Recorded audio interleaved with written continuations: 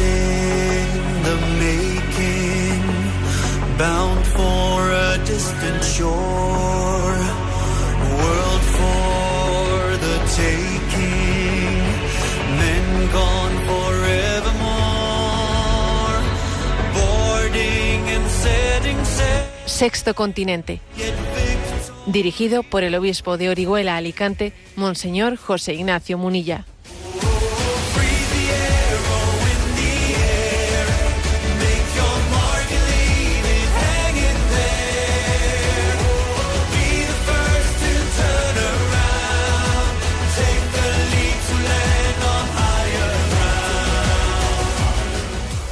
Un cordial saludo a todos los oyentes de Radio María. Un día más, con la gracia del Señor, nos disponemos a realizar este programa radiofónico que lunes y viernes de 8 a 9 de la mañana, una hora menos en las Islas Canarias, realizamos aquí en directo en Radio María España.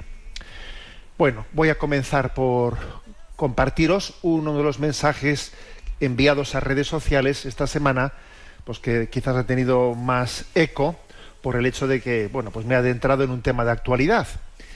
Y es el motivo, el contexto, era el escenario más bien, ¿no? Pues el debate que ha sido muy seguido internacionalmente entre Donald Trump y Joe Biden en Estados Unidos. Ha habido un gran eco en torno a ese debate, etcétera.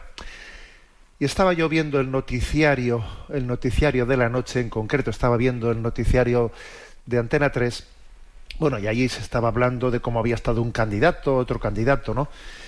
Y en concreto, pues quien dirige el noticiario de las noches, ¿no? Vicente Vallés, hizo un comentario que a mí me llamó profundamente la atención, ¿no?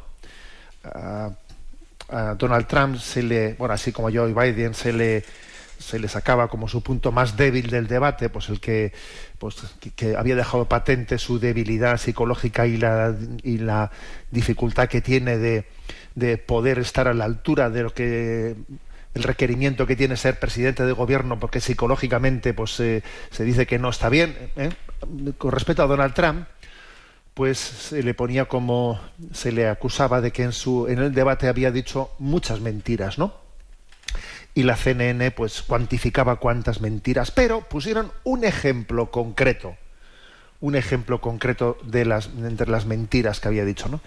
Ahora voy a poner el corte del telediario, pero el ejemplo concreto era que Donald Trump le había dicho a Joe Biden que ustedes están promoviendo el aborto, incluso en algunos casos a los 9 meses o incluso con el niño ya nacido. Entonces, claro, pues al conductor del noticiario de Antena 3 le pareció que eso era un bulo, que era un bulo absoluto, ¿no?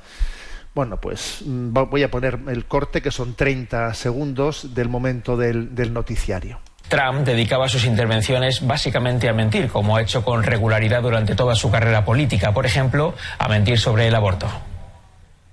So that means he can take the life of the baby in the 9th month and even after birth, because some states, Democrat run, take it after birth. Again. Decía Trump, abortar en el 9º mes o matar a bebés recién nacidos. Es una más de la colección de barbaridades, mentiras, bulos y falsedades que Trump ha esparcido en el debate, pero que suelen gustar a sus hooligans. Pues esto es lo que decía el noticiario, y yo envié un mensaje a redes sociales en el que cogía este corte y hice el siguiente comentario. Yo, desde luego, no soy ningún hooligan de Trump, y no niego que haya podido decir otras mentiras en ese debate, no entro en eso, pero lo que ha afirmado sobre el aborto es verdad. En algunos estados federales demócratas se permite el aborto por nacimiento parcial, es decir, matar al niño durante el momento del parto. Por ejemplo, en el estado de Michigan. La Cámara de Representantes de Estados Unidos prohibió el aborto de nacimiento parcial en el año 2003, con 151 votos demócratas en contra de la prohibición, pero se ha continuado permitiendo en algunos estados demócratas. El elegido por Joe Biden en la actualidad como secretario de Sanidad del Estado, Xavier Becerra, defiende el aborto por nacimiento parcial, Y he puesto, según me mandaba esta este mensaje en redes sociales, he puesto los consiguientes links para poder comprobar que lo que digo pues es cierto, ¿no? Entonces, bueno, pues yo lo que decía, agradeceríamos a Antena 3 Noticias y a Vicente Valles que rectificasen ese error en el informativo. Bueno, ¿qué es lo que a mí me llama la atención? Me llama la atención que, claro, que Antena 3, ¿no?, que un periodista, que sin duda lo hizo, vamos, de buena fe, no me cabe la menor duda, él, al escuchar tamaña barbaridad de que Joe Biden, esa acusación de que Joe Biden estaba promoviendo o amparando, ¿no?, en algunos estados demócratas, pues el aborto por nacimiento parcial, es decir, que un niño, según nace, pueda ser abortado en el momento del parto, bien sea decapitándole antes de que salga del útero o aplastando el cerebro, etcétera. Hay distintos métodos, ¿no? Eso, claro, es tal barbaridad que dice el noticiero, eso es una mentira, eso se lo acaba de inventar ahora mismo Donald Trump. Pues no, es verdad. Y es que a veces no queremos ver la realidad, porque mira que esto no es tan difícil conocerlo, no es tan difícil conocerlo, pero existe una especie de sordina mediática para que la cruda realidad no sea conocida. Ya te digo yo que si fuese otra cuestión macabra de otro estilo, en los medios de comunicación le pondrían allí un altavoz. No, pero hay cosas en concreto a las que se les pone una sordina, es decir, se ocultan. Y hasta el punto de que los propios medios de comunicación acaban sorprendiéndose de que sea verdad lo que ellos mismos han ocultado. Pues una paradoja, ¿verdad? O sea, no terminan de creerse ciertas realidades que ellos mismos, por no haber transmitido, por haber tapado, pues han conseguido que ante la opinión pública como que ni existiesen, ¿no? Bueno, yo obviamente no entro en otras cuestiones que no están tan ligadas a la antropología cristiana, que sean más discutibles. Yo no entro en otros temas debatidos en ese lugar, pero me centro en esto, porque la batalla por la vida, pues tiene en Estados Unidos, sin duda alguna, un lugar paradigmático, desde el cual después acontecen muchas cosas en el resto del mundo. La liberalización del aborto en aquella sentencia Roe del año 73 y todo lo que después ha acontecido en la batalla por la vida, pues tiene un gran influjo en el resto del mundo. Por eso me ha parecido oportuno enviar este mensaje a redes y dejar patente. He visto que cierta prensa también se ha hecho eco de ello, pero me hace gracia, ¿no? Me hace gracia que cierta prensa que se hace eco de lo que este obispo ha enviado, les sorprende que yo haya pedido esa rectificación al noticiario de Antena 3, pero sin embargo esa prensa vuelve a ocultar los datos objetivos de cómo hay 7 estados demócratas en los que se permite, pues en casos digamos especiales, ¿no? En casos muy especiales, pues el aborto por nacimiento parcial, y los links y que lo comprueban, y como el secretario de Sanidad actual de Joe Biden, Xavier Becerra, lo defiende. Bueno, pues eso, vuelven de nuevo a ocultar esos datos, porque una cosa es que yo haya dicho que ese error informativo debe de ser rectificado, pero vuelve a ocultarse los datos que demuestran que eso era verdad, y que no se trataba de ninguna fake, como se dice popularmente, ¿no? Bien, que Dios nos permita ser observadores, ¿no?, de esta batalla entre la muerte y la vida, y que nos permita también ser defensores de la verdad. La verdad nos hará libres, y a veces queremos ocultar la verdad y esconderla, ¿no?, para que el mundo no la vea, pero creemos que solamente conocer la verdad ya forma parte de la liberación, de la liberación de quienes están esclavos de la mentira.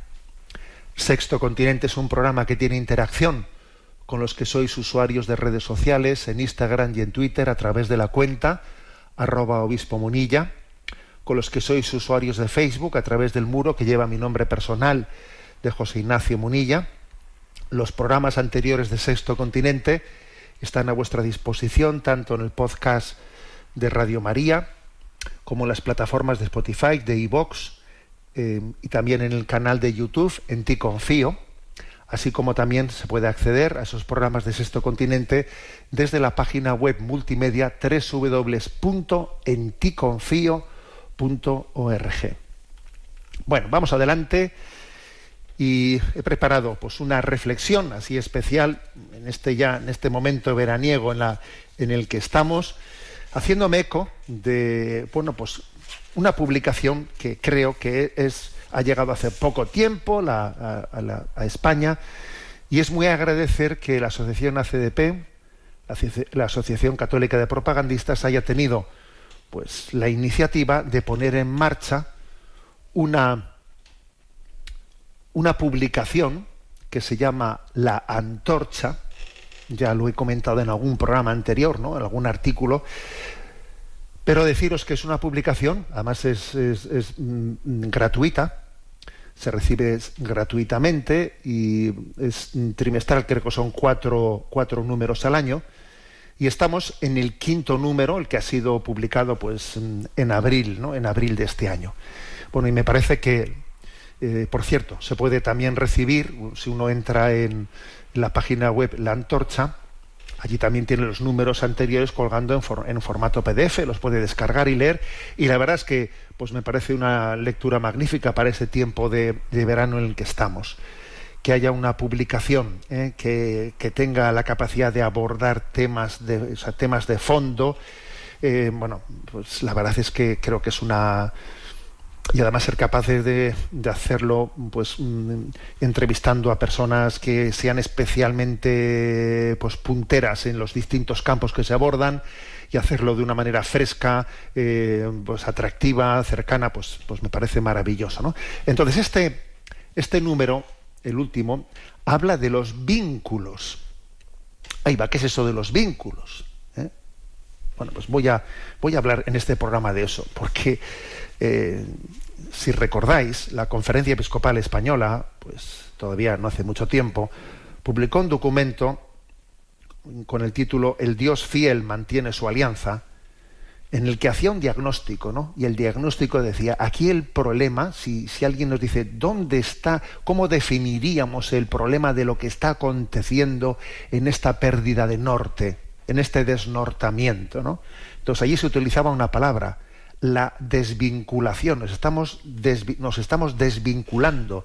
El hombre se está quedando aislado, desvinculado, ¿no? Ese era el diagnóstico. Bueno, pues por ahí van los tiros de este número de La Antorcha. Entonces habla de vínculos. ¿Qué vínculos son los más importantes, ¿no? El director de esta publicación, Jaume Vives, escribe una editorial de la cual voy a leer 4 o 5 párrafos.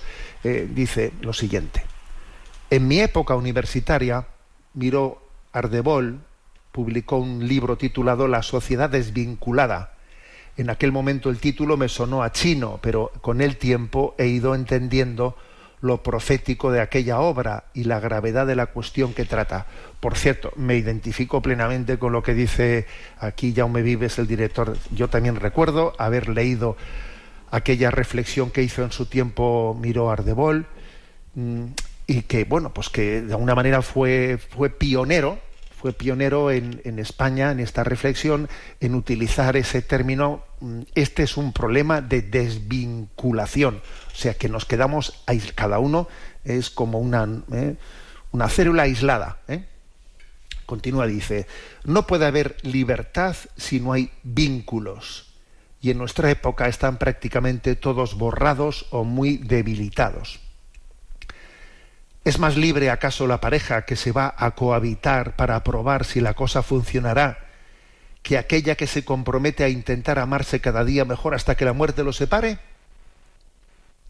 ¿Se siente más querida aquella niña a quien su padre no le pone ninguna norma, o aquella a quien su padre pone unos límites, haciendo uso del vínculo de sangre que los une? ¿Vive más alegre aquel que al llegar a su casa encuentra la nevera llena de cosas caprichosas, o aquel que encuentra en el hogar personas, esposa, padre, hijos, con quienes está vinculado de por vida? Rotos los vínculos, el hombre se convierte en una masa informe, sin rumbo ni propósito, que vaga por el mundo a golpe de deseo, de tuit, de calentón y de sensaciones. Se convierte en algo que se asemeja más a un animal que a otra cosa. No tiene un lugar al que asirse cuando viene la tormenta, un lugar donde descansar después de la batalla, un lugar donde, desprovisto de todas las máscaras, poder ser tal como Dios lo creó. El hombre necesita vínculos fuertes, incluso para sobrevivir, igual que al cerdito inteligente le salvó una casa de roca. Necesitamos a Dios, necesitamos una familia, buenos amigos. Qué poca gente los tiene, y qué gran regalo son los amigos, los buenos amigos. Un lugar en el que crecer y echar raíces, y un humo social donde poner la vida en juego. Estamos hechos para eso. Qué bien hechos estamos. Bueno, la editorial es más larga, pero yo he elegido algunos párrafos para que identifiquemos cuál es el diagnóstico que aquí se hace, del que partimos. A ver, estamos en una cultura que hemos ido poco a poco desvinculados, ¿no? Entonces también hay, junto a la editorial, hay un artículo de Monseñor Argüello, presidente de la Conferencia Episcopal, que además también es el que estuvo en primera línea detrás de ese documento de la Conferencia Episcopal al que me he referido. El Dios fiel mantiene su alianza. El que hacía ese diagnóstico del problema es de desvinculación. Pues bien, dice Monseñor Argüello, si el problema es la desvinculación, la propuesta de la Iglesia es la alianza. La alianza. A grandes males, grandes remedios, ¿no? ¿Qué es lo que dice en ese artículo Monseñor Argüellos? Bueno, pues que todo este proceso de desvinculación no acontece de forma espontánea y automática, sino que hay un guión bien trazado, con calendario y finalidades teledirigidas hacia la deconstrucción. A ver, que nos están manipulando. Vamos, que nos quieren solos, estresados y manipulables. Porque claro, si tú te quedas solo, te estresas y entonces eres súper manipulable. No, nos quieren solos, estresados y manipulables. Y hay, bueno, pues toda una estrategia, ¿no? para desvincularnos y dejarnos así, pues como náufragos. Y entonces cuando eres un náufrago, entonces vienen las ideologías de turno y te captan porque tienes que agarrarte a algún salvavidas, ¿no? Y entonces dice, esta es la propuesta, ¿no?, de Monseñor Argüello en ese artículo: ante la desvinculación queremos poner el acento en el vínculo o alianza que Dios sella con la humanidad, en la alianza matrimonial y en las alianzas entre las personas y los pueblos. Todo ello iluminado en la alianza nueva y eterna que Jesucristo sella con su sangre, rompiendo los 7 sellos que parecían cerrar el libro de la historia en el abatimiento y la desesperanza. Acogida la alianza, es posible perder el miedo a los vínculos y generar alianzas, desde la matrimonial a la social y comunitaria, que reviertan la deriva individualista y de deconstrucción que amenaza nuestra convivencia e impulse un proyecto de familia de familias que contribuya a la convivencia fecunda y al bien común.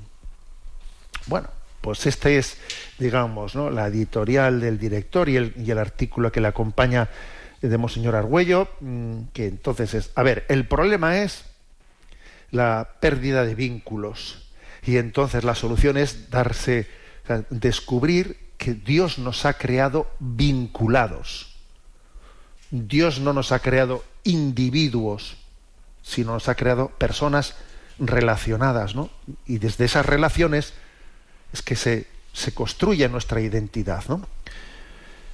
Entonces, pues dentro de la revista esta, ¿no?, del 5º número de La Antorcha, titulada Vínculos. Pues entonces, pues es que hay muchos datos que apuntan en cómo vamos en esa dirección de desvinculación. Por ejemplo, a mí me ha llamado la atención datos de España, hogares con una sola persona, el 27%.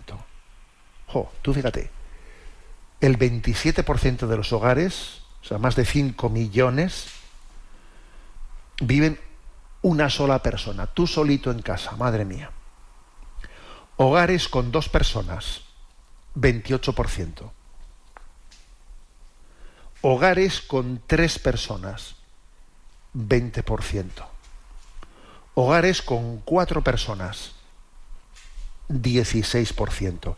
Y hogares con 5 o más personas, solo el 7%, 7,4%. Oye, impresionante esto, porque fíjate, yo cuando lo he leído he pensado, fíjate, pues yo crecí en un hogar en el que éramos 6, éramos 6 en casa.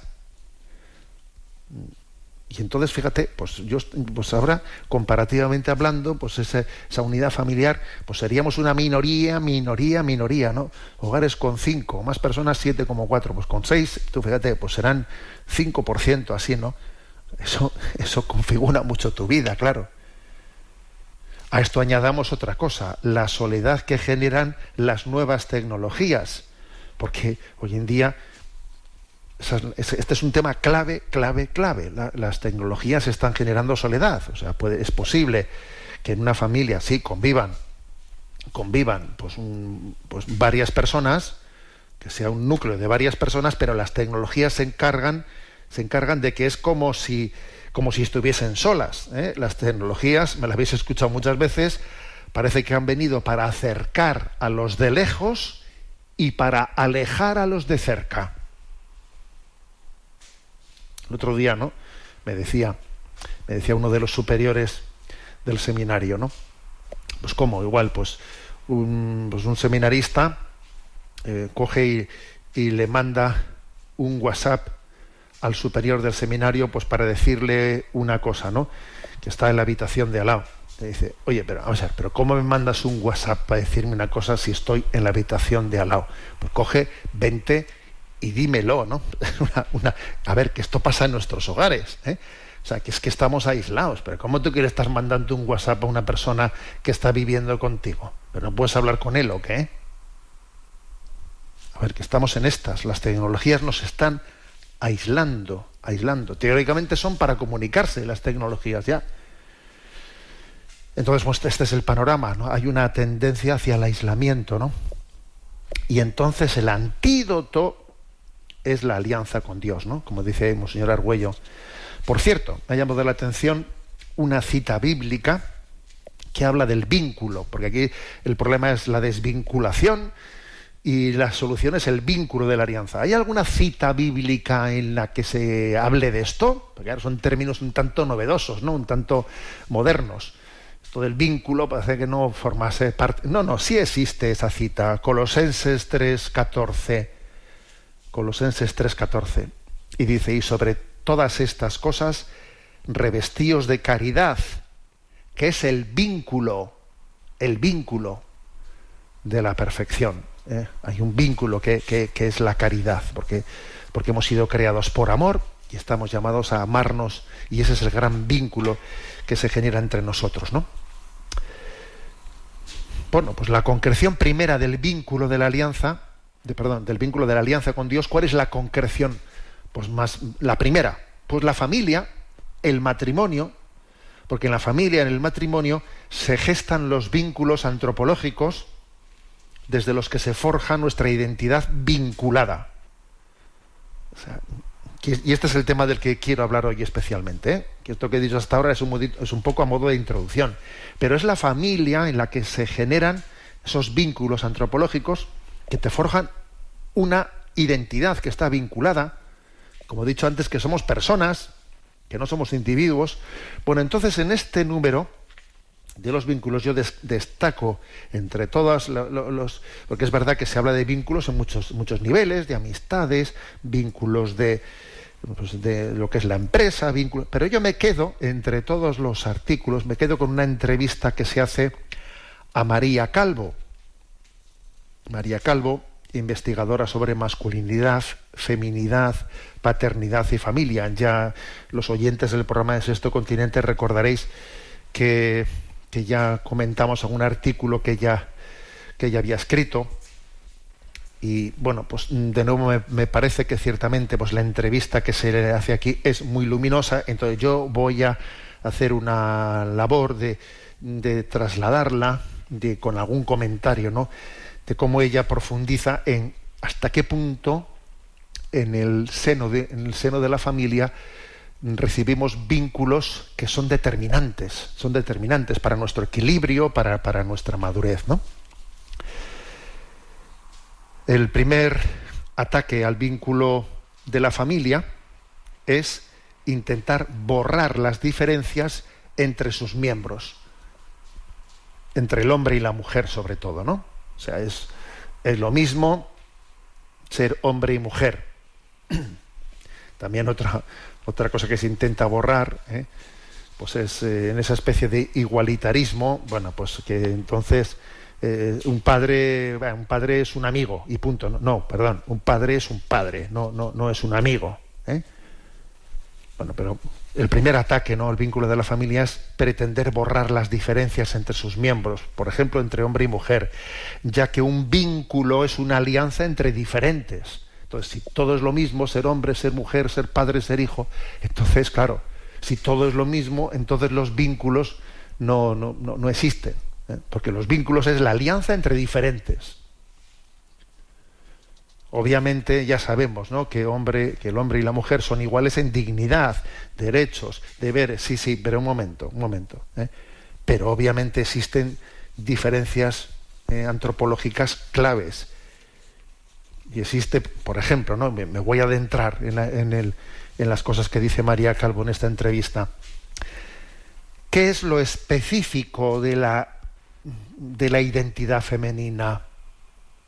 Está bien hacerse esta pregunta, no tiene una respuesta sencilla. Pues porque, claro, también ya sabemos que lo específico de la identidad masculina y femenina, dependiendo de los factores culturales, etcétera, pues puede tener también pues un influjo grande esos factores culturales. Pero ¿todo es cultural o también existe algo inherente, ¿no?, a la antropología femenina o masculina?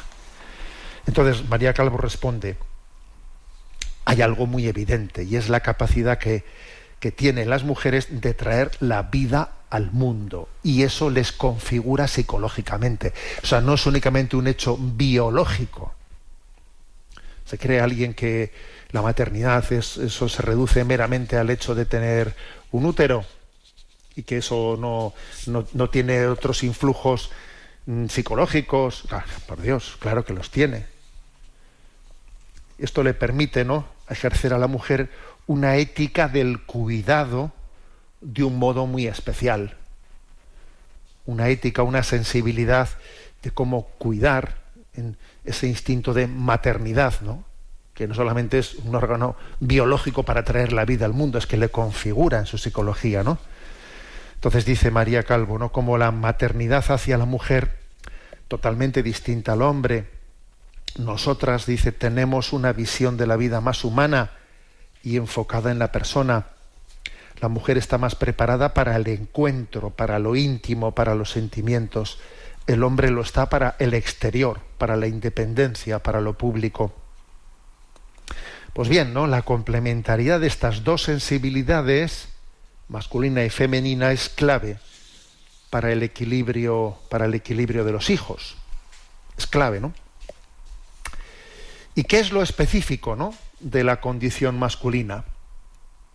Entonces responde en esta entrevista: el hombre está dotado especialmente para dar protección y seguridad, y precisa sentirse necesario en este sentido. Esto es algo que ahora se le veta y se le coarta. Está mal visto eso de que el hombre dé protección y seguridad. Está mal visto, Al hombre de hoy se le admite en la medida que sea una mujer defectuosa.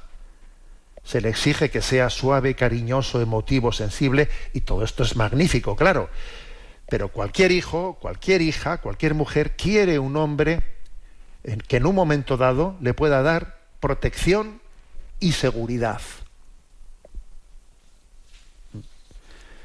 Entonces, interesante esto, ¿eh?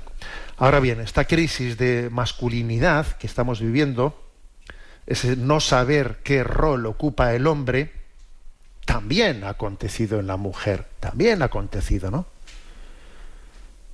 La mujer se ha masculinizado, dice la entrevista, debilitando en parte la sensibilidad derivada de su condición femenina, configurada por la maternidad.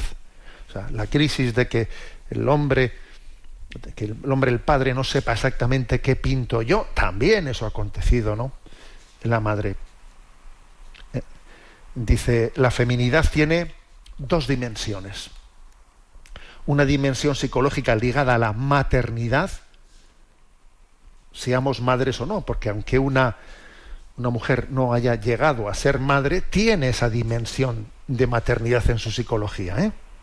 O sea, como digo, la feminidad tiene dos dimensiones, esta de maternidad y la otra la define en la entrevista como erótica. Entonces el equilibrio depende de conseguir la madurez consiste en conseguir el equilibrio entre estas dos partes, ¿no? Entre esa dimensión de maternidad y esa dimensión erótica. Pero en estas últimas décadas la parte erótica ha devorado a la materna. Y entonces dice la entrevista, nos hemos vuelto muy autorreferenciales y narcisistas. Hemos olvidado nuestra capacidad humanizadora. Entonces, me parece muy interesante esta reflexión y más todavía lo que viene ahora a continuación, que os voy a compartir.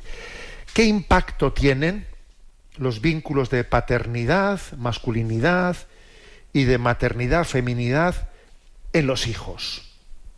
A ver, ¿qué impacto tienen? Entonces, aborda en primer lugar el vínculo del padre con el hijo varón. Dice aquí, para el hijo varón, el padre va a ser su primer modelo de masculinidad. Por eso es importante que el padre sea equilibrado en esa mezcla de ternura y fortaleza. Para esos niños, el padre será el primer líder. Los hijos necesitan un líder. Y si no lo encuentran en su padre, lo van a buscar fuera. Y lo pueden encontrar en ambientes no recomendables. En cuanto a su identidad sexual, es muy importante hoy, cuando se nos intenta convencer de que la identidad sexual es fluida y elegible, que el hijo tenga un modelo de masculinidad equilibrado. El padre necesita validar la masculinidad de su hijo. Repito esto, El padre es el que valida de alguna forma la masculinidad de su hijo. Él transmite el mensaje de que la masculinidad es hermosa, de que ser hombre es algo bueno. Para eso dice en la entrevista que existen de alguna manera pues como una especie de ritos de iniciación en los que el padre le ayuda al hijo, ¿no?, a dar ese salto, ¿no?, en la adolescencia de ser hombre. Entonces, bueno, le preguntan en la entrevista, a ver, ¿cómo es eso de los ritos iniciáticos, ¿no? ¿Cómo es eso? Porque, bueno, ahí es muy conocido que los Masái, la tribu de los Masái, en Kenia, y Tanzania, en esos lugares, pues suelen tener como un rito iniciático, o tenían por lo menos, no sé si lo siguen teniendo, un rito iniciático en el que el niño, para pasar a ser hombre, iba con su padre a cazar un león. Entonces, ese niño, si ya ha cazado un león con su padre, ya es un hombre, ¿no? Era como un rito iniciático. Porque está claro que las niñas, ese rito iniciático lo tienen en la propia naturaleza. Las niñas se transforman en mujeres por la propia naturaleza, ¿no?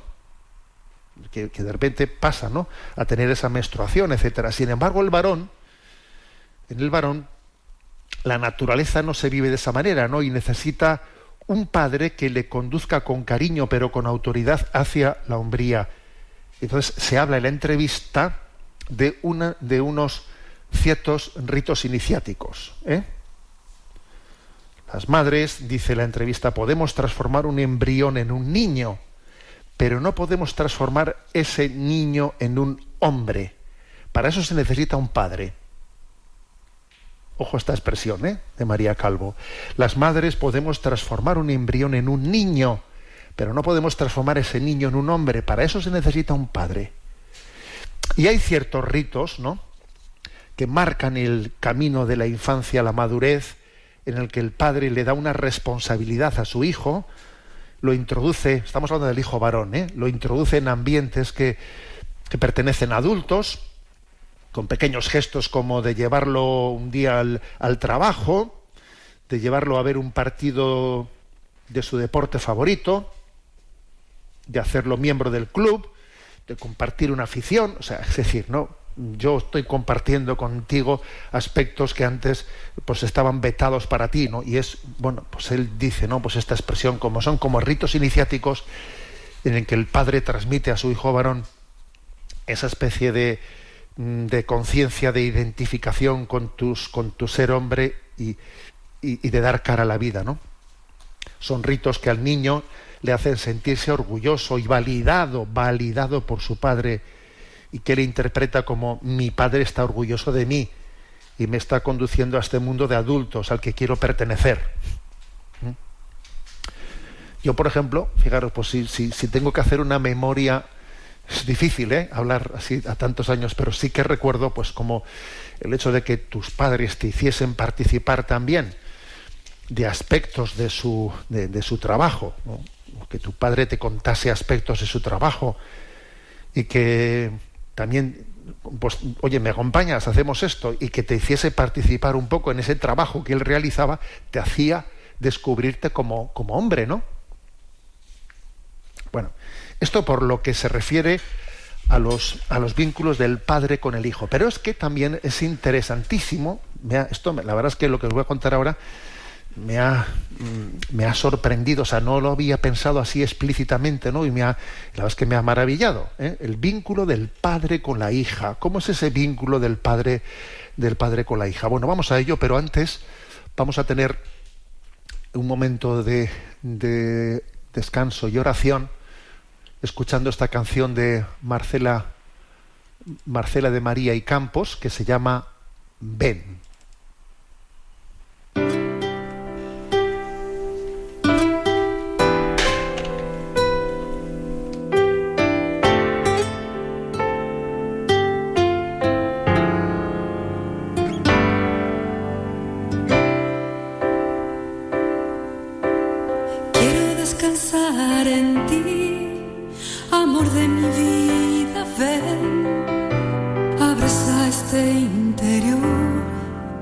De par en par se abre, en montañas te busqué, en nacientes de ríos altos, en mil sendas no te encontré, hasta que te busqué aquí dentro.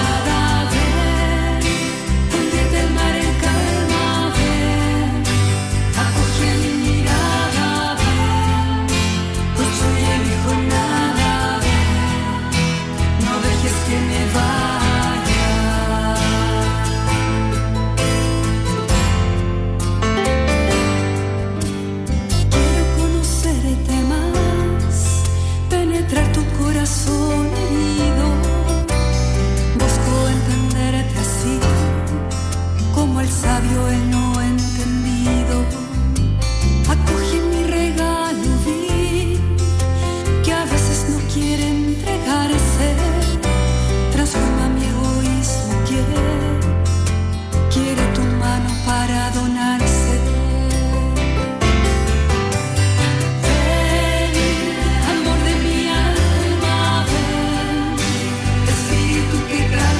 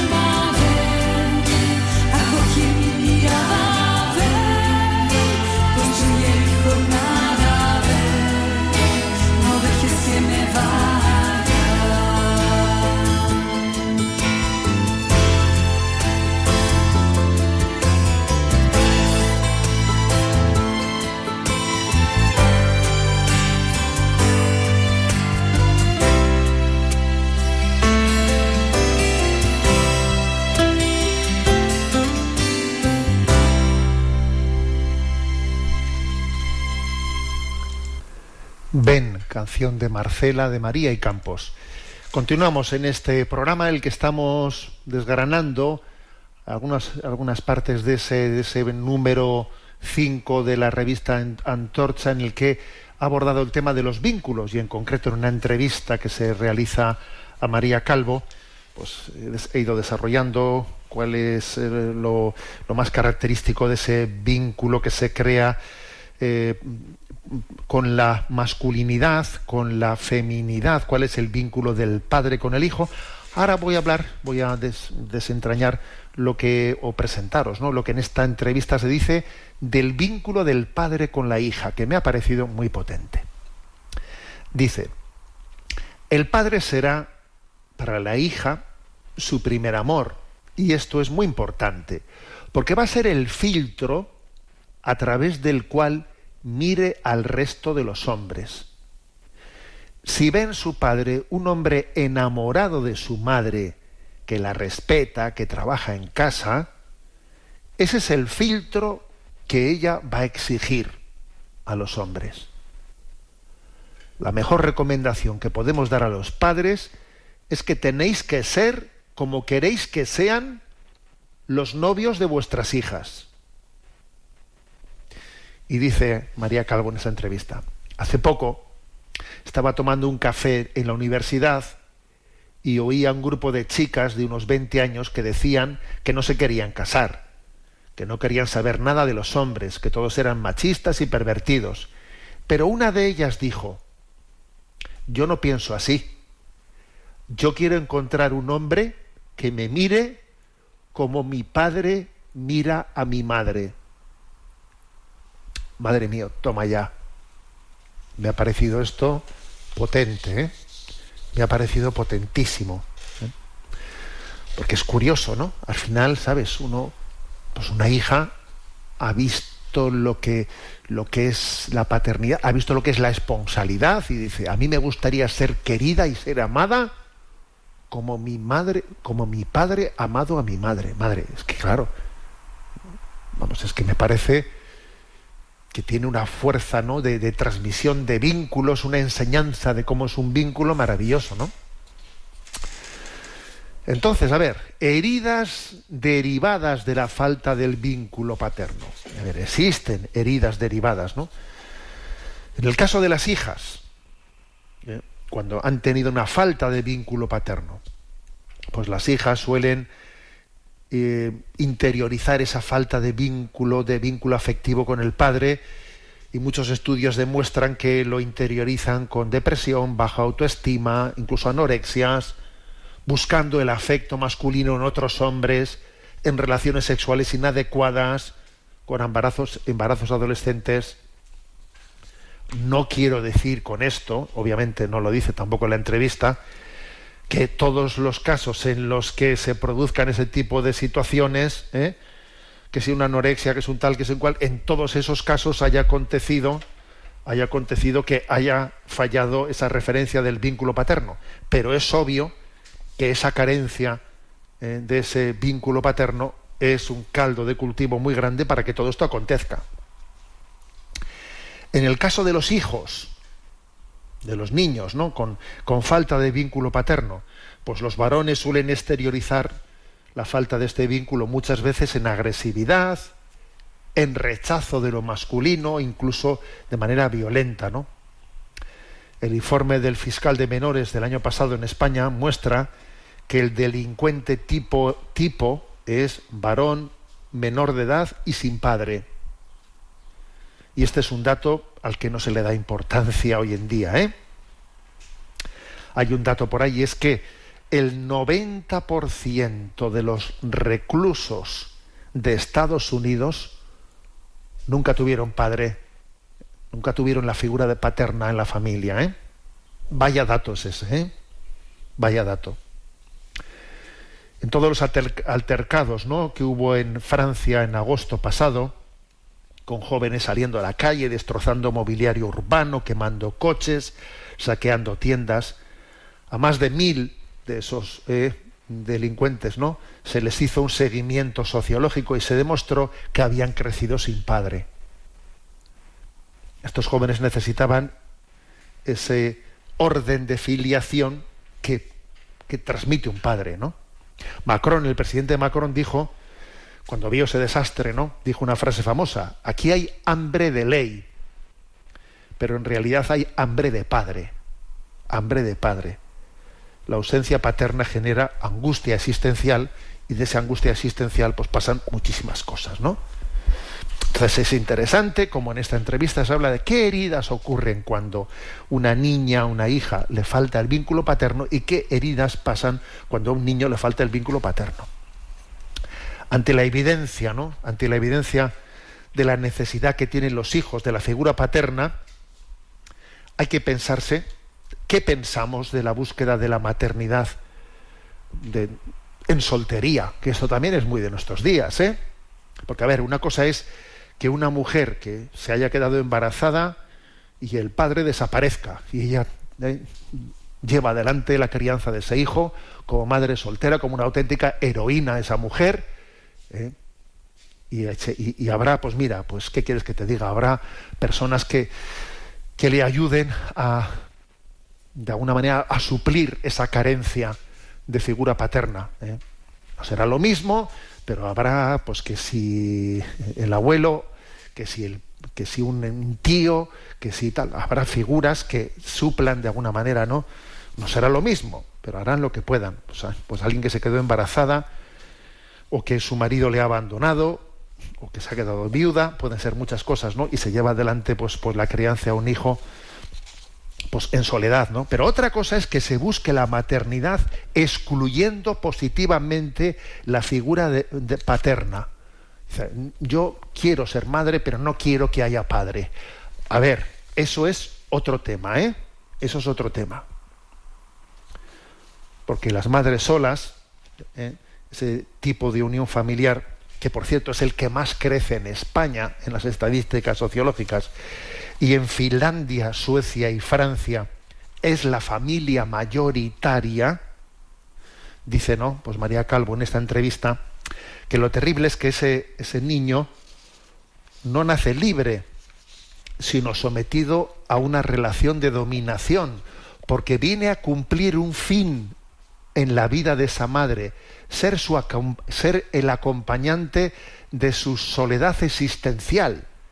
Ese niño ha nacido para dar sentido a la vida de esa mujer, para acompañarle en su soledad existencial. Y un niño no está para eso. Un niño no está para llenar la soledad de alguien. Madre mía, es que no tenemos derecho a tener un niño para que llene mi soledad. O sea, eso no es en eso el designio por el que las personas vienen a esta vida. Entonces, obviamente, ¿no?, la falta de una familia estructurada, me habéis escuchado a mí más de una vez, ¿no?, esa expresión de que la familia no es un molusco, la familia es un vertebrado.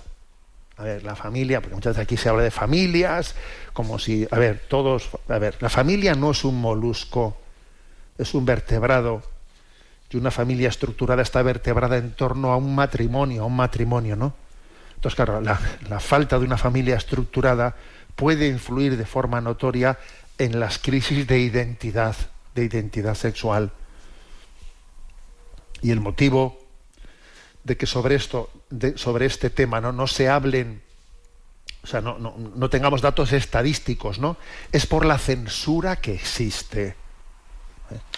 Acordaros de ese libro que es un auténtico bestseller, ¿no?, el de Nadie nace en un cuerpo equivocado, ¿no? Bueno, la crisis de identidad sexual es una pandemia artificialmente provocada por la influencia de las ideologías que se infiltran en la educación, cine, dibujos animados, internet, televisión, ¿no? Claro, o sea, todas esas crisis de identidad, de que si yo soy niño, soy niña, no sé lo que soy, están artificialmente provocadas por esas ideologías. Pero, al mismo tiempo, aparte de ese influjo externo para confundir, han encontrado un humus en la falta de vínculos fuertes en la infancia y la adolescencia en el seno de la familia. Porque si tú en el seno de la familia hubieses tenido, ¿no?, pues un vínculo paterno y materno fuerte, etcétera, te digo yo que por mucho que te intentasen confundir, ¿no?, con las ideologías de género, pues hubiese sido bastante más difícil que te confundiesen, ¿no? Entonces, pues, ¿qué podríamos hacer? Pues obviamente, ¿no?, la entrevista concluye con, a ver, el tema no es fácil, María Calvo dice en la entrevista, ¿no?, que ella no es optimista. A ver, tenemos esperanza, ¿no? Esperanza cristiana, pero la cosa no está fácil, la cosa es complicada, porque claro, invertir esta tendencia desvinculadora, pues, son palabras mayores, ¿no? Pero claro, aquí es importantísimo tener claro lo que está ocurriendo, porque si no sabemos lo que nos pasa, eso es lo que nos pasa. Lo que nos pasa es que no sabemos lo que nos pasa, y entonces, claro, no hay quien apunte en la dirección correcta, ¿eh? O sea, que aquí es muy importante saber lo que nos pasa, tener conciencia de que el problema es la desvinculación, la falta de referencia de vínculos fuertes, ¿no? Entonces, tenemos que hacer examen de conciencia, porque tal vez hemos dejado de proclamar la belleza del vínculo matrimonial, la belleza de la familia.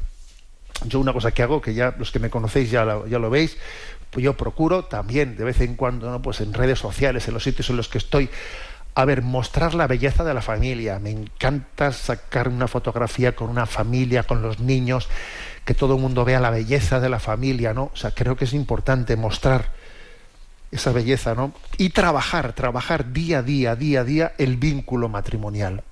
Trabajar el vínculo matrimonial, subrayando que el amor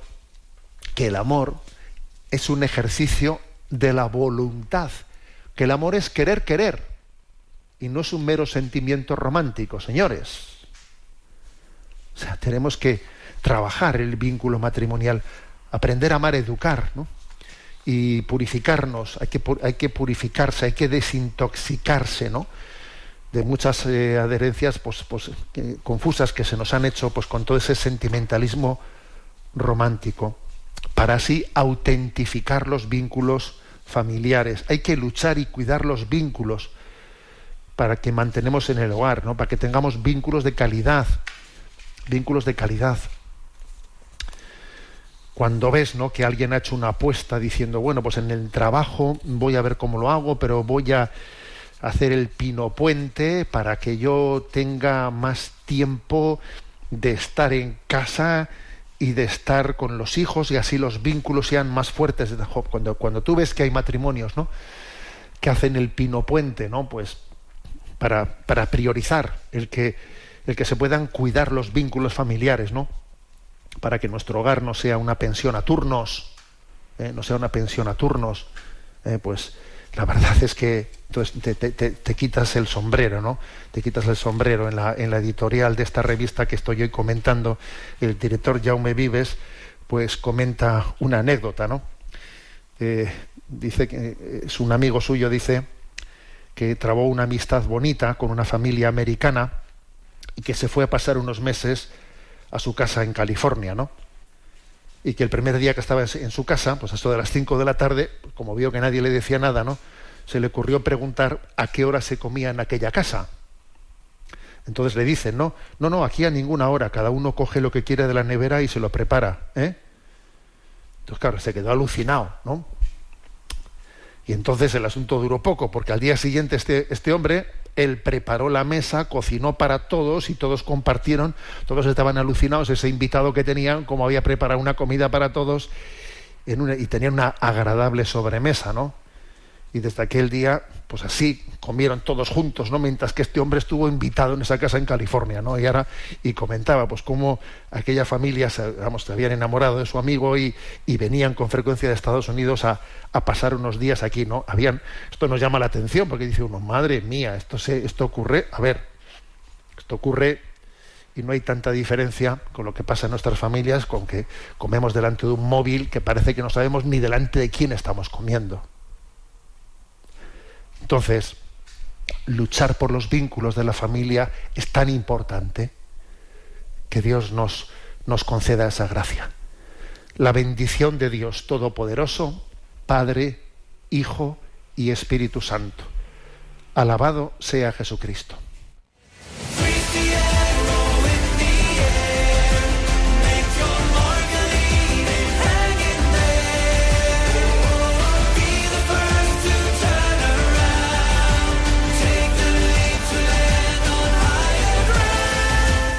Finaliza en Radio María Sexto Continente, dirigido por el obispo de Orihuela Alicante, Monseñor José Ignacio Munilla.